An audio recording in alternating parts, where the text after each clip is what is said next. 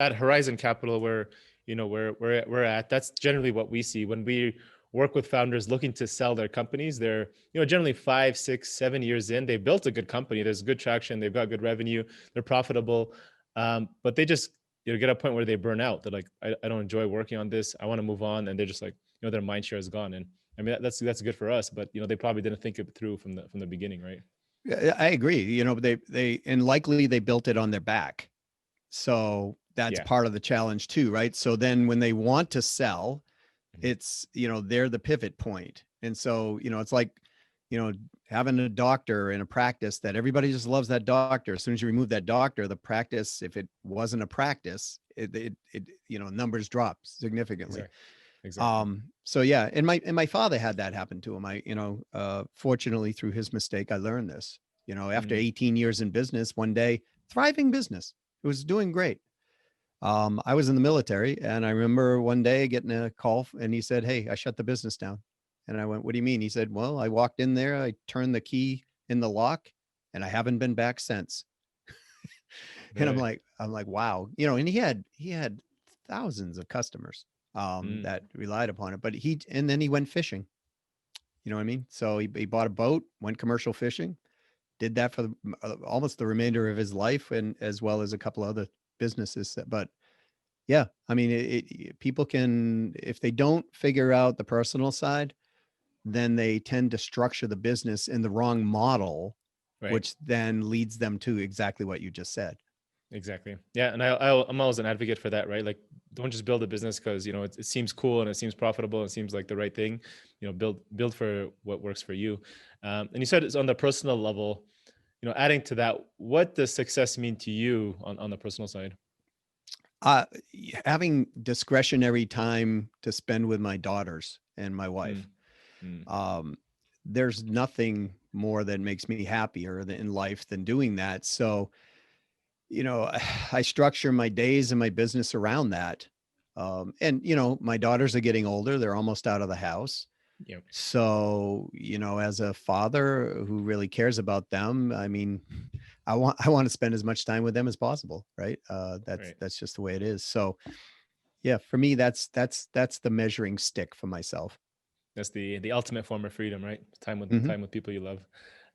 Cool. So let's dig in more. Many of our listeners listening today, they're founders of B2B SaaS companies. So before we get into what's working well, I'd love to hear your take on what you typically see them doing wrong. You come in, you see these blind spots that you find, whether that's in their business model or whatever you see, that basically limits their growth and reaching their full potential.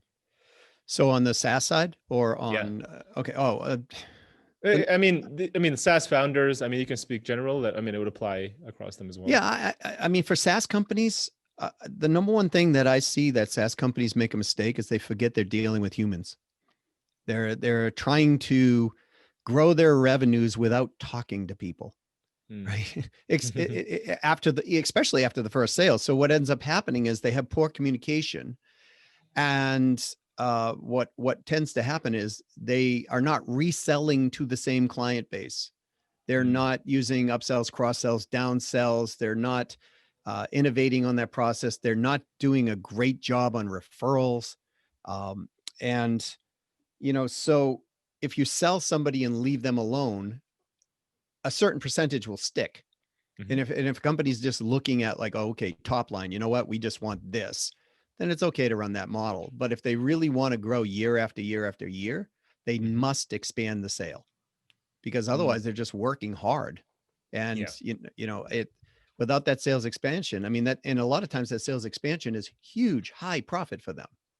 Right. And but they don't do a really good job, and they don't follow up or follow through. I know, I probably use, I don't know, 10, 12 different SaaS applications in my business, and there's only been one out of the 10 or 12 that has ever called me and to talk to me to find out how I'm doing and what's going on. But the last time they did that, I re-upped for 2 years. Right. I mean, that makes complete sense. I mean, I don't remember the last time somebody called me after signing up for whether it's a trial or some kind of product. I get a couple of onboarding emails and I never even check out. I usually unsubscribe. But yeah, if somebody called me and said, "Hey, like I'm happy to walk you through, explain everything, and hey, I'm your point of contact if you get stuck on anything." I mean, wow, now I'm connected. So that seems so I, simple. look, business is easy when you remove people, right, Yeah. from the equation. But when you Mm, add people, there's always a corporate objective, but the person who's buying always has a corporate and a personal objective. right. And right now, I'm about to dump one of the SaaS providers that I have because I've only been there 2 months.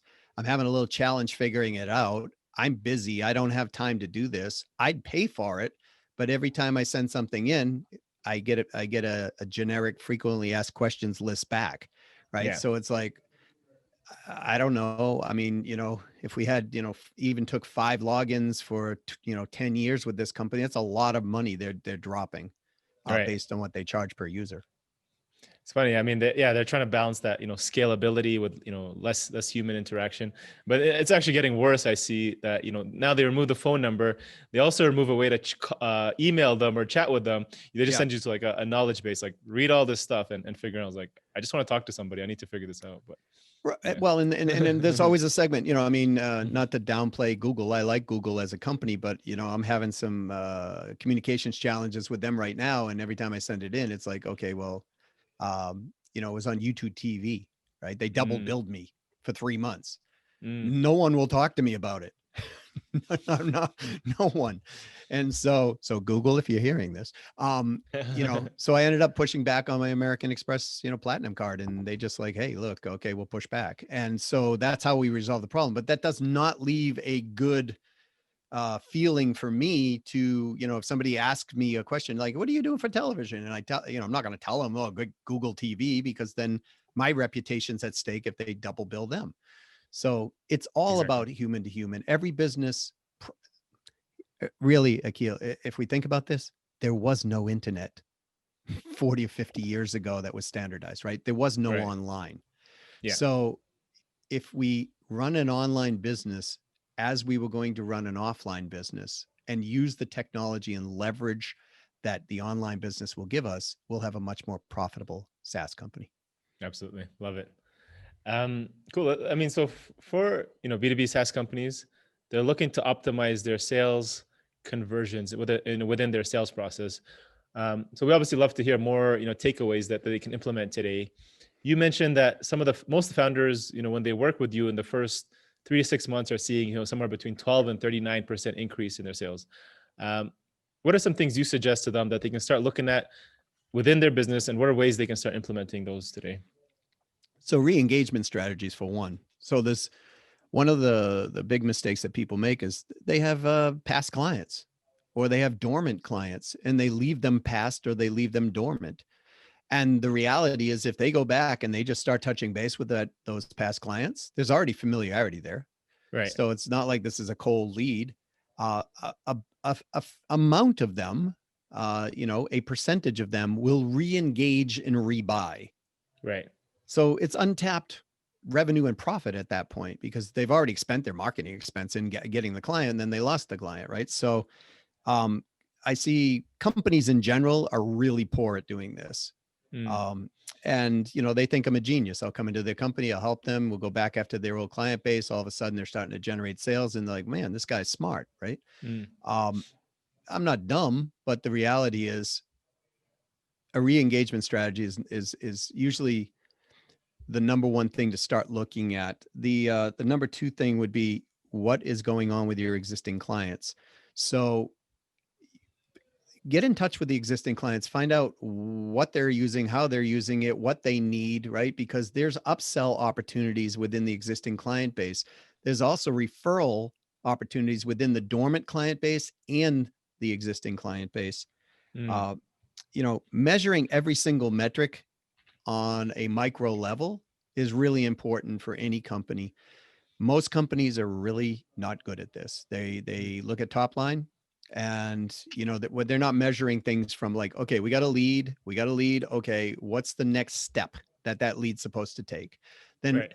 what's that measurement, right? Because I had a laugh one time.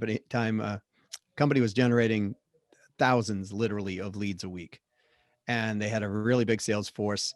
So they asked me to take a look, and I discovered that 62% of their leads that came in were never contacted, right? 62%. Wow. 62%, right? Now they were making money, but 62% never made it into stage one because they never were contacted. So I went back to the owner of this company. They were doing 48 million at the time.